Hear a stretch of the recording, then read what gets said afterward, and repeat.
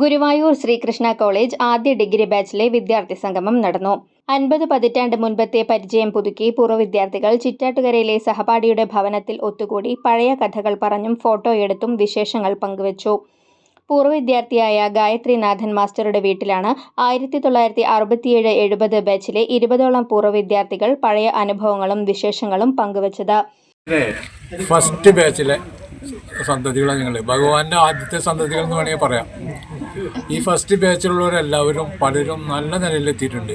ഞാനും മനസ്സിലാക്കുന്നത് ഭഗവാന്റെ അനുഗ്രഹം ഞങ്ങൾക്ക് കിട്ടിയിട്ടുണ്ട്. ഞങ്ങളൊക്കെ ഭഗവാന്റെ അനുഗ്രഹം കിട്ടിയിട്ടുള്ള ആൾക്കാരാണ്.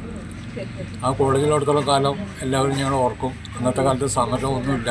അധ്യാപകർ അങ്ങേയറ്റം ബഹുമാനിച്ചിരുന്ന ഒരു തലമുറയുടെ പ്രതിനിധികളാണ് ഞങ്ങളൊക്കെ. അന്ന് ബാച്ചിലെ പലരും മൺമറഞ്ഞു.